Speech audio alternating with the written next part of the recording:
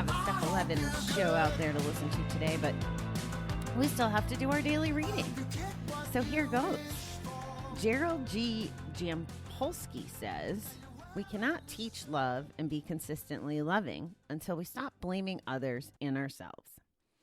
Blame can become an automatic response to the troubles we encounter in living. The habit of blaming others for our problems keeps us stuck on a merry-go-round, fueled by self-pity. When we consistently look outside ourselves for a scapegoat, life and the blaming game drain our energy. And when we distract ourselves like that, we are not taking positive action to change. We are powerless to change other people. We are powerless to change other people. When we keep holding others responsible for our troubles, we make them responsible for our happiness too.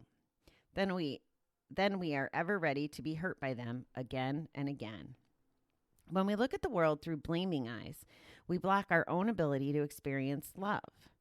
Love asks that we gently and gradually let go of the blaming habit and try to focus instead on what we can change in ourselves and our lives.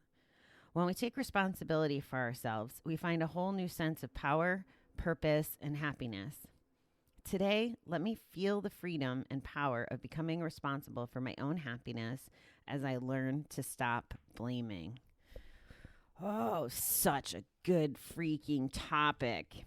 And I will tell you from experience that this reading is spot on. If you take ownership for your stuff, for your behavior, for your actions, and behave accordingly to your values and where you come from when you look at it and you own your own stuff, what does it say? Our happiness and power and purpose come to fruition. That is so 100% true. And I'm going to talk about this from a relationship standpoint, because this is where I did the most growing with it.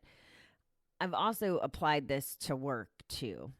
So in the relationship perspective, every time there was a speed bump, say, instead of putting the blame, like this was important to me as I was early on in my journey of recovery and trying to navigate who I was and figure out how to navigate my recovery. So every time, let's say that a text was missed, right? Like a goodnight text or something like that.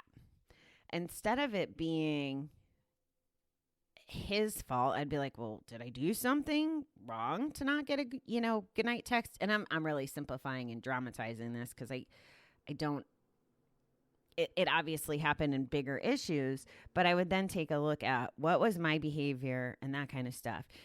And when I did this, one of the things it did, people maybe don't choose to be as friendly with their exes as I do. Like, I think that everybody had a role in my life, and whether it's supposed to be a forever thing or not, they still had value in my life, and I'm grateful for each and every one of them.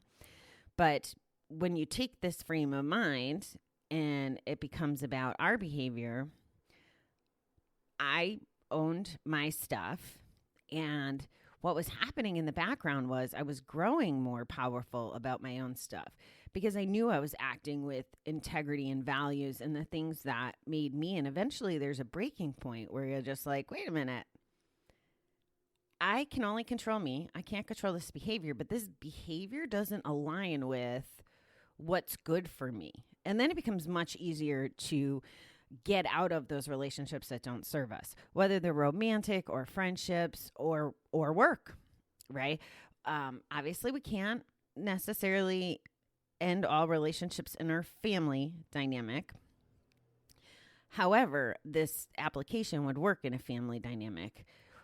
Like right now, there's a couple different battles that I've kind of alluded to, and because they're everybody else's shit, I try to not really get too deep into them on the air because I don't want to hurt people more or ignite the fire. But if everybody involved in all this drama of who's not talking to who and who's pissed at who and whatever just would reflect back on their own actions.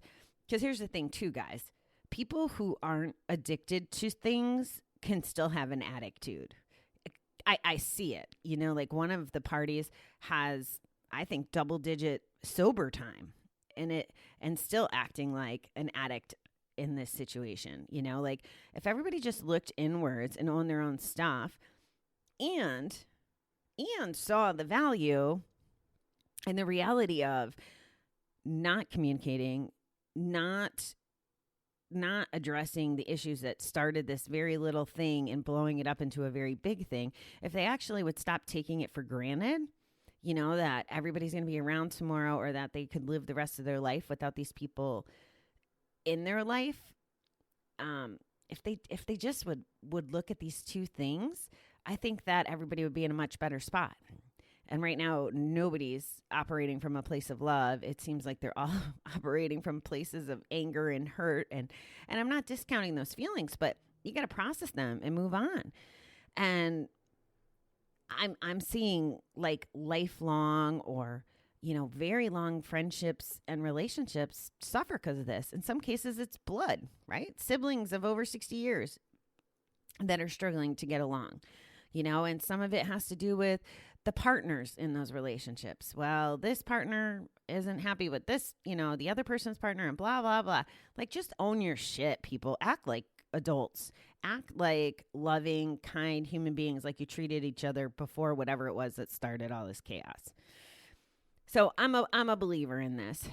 Now, I also want to note, though, because even just as I was talking about when I owned things, like using the simple, you didn't text me goodnight example, there's a line, and I want to be really clear about this, because although I owned my own behavior, right, in that example, it's very clear, like they didn't say goodnight. It had nothing to do with me, right? Maybe they got busy, maybe they fell asleep, whatever the case may be. So there's also this, I can't own all the shit either when it's not my shit to own. So I'm not saying blame, but I'm also saying don't make yourself feel guilty or beat yourself up or whatever over other people's actions. Again, it's a very fine line. You just ask yourself, is this serving me? If it's not serving you and you can't talk through it or whatever, then you move on, And I say that very, very maybe casually, but we talk a lot about, that the things that we can put into, the honesty, the trust, the, talking through the yucky stuff, the setting boundaries, all those things. I'm not saying this is something happens once and it's you part ways. I'm saying that really look at trends and stuff and don't beat yourself up. Maybe you're in the wrong. I'm not saying that you're not capable of being in the wrong, but what I'm saying is don't dwell on that. Like fix it and move on. Kind of like how the step 10 stuff works, right? Like when we're wrong, promptly admit it, fix it, apologize, work through it, whatever the case may be, and move on. Don't dwell in it, because dwelling in it fills our negative bucket and can lead us back to the casino, the bet. Maybe it's not the first time, but the more we accumulate all those things, it just sets us up for failure to go back to where we don't want to be, to where we, to that world. And when we do that to ourselves, it's almost like setting ourselves up with an excuse. So that's my passionate rant on blame. Don't blame others, and don't beat yourself up if you need to be accountable for something. I don't want to say blame yourself, right? Like, and maybe sometimes there is blame, and it's just reframe it. I need to take ownership for my actions. I've learned from them. I need to move on, right? That's a lot different than, oh, I blame myself for this and feeling the guilt and the shame and all the shit that comes with it. So I've been on a journey of learning through taking action that didn't best serve me. Now I need to take better action. That's what it is. So happy Friday to everybody. I am going to sign off on that note. I hope that everyone has a spectacular weekend, and we'll check out the Step 11 show that landed today, as well as wait until I would really listen to my perspective on Step 11 and the reading, and then go into next week. Although it wasn't a step 11 specific, just my guest next week just blows my mind. And I have so much respect for him. And it just really ties into the spirituality piece. And I'll be honest, guys, like my work with spirituality is not done.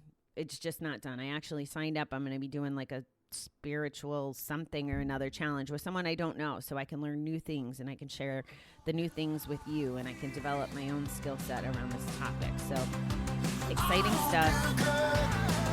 Yeah. So check out today's episode, and have a fantastic Friday. Love you guys.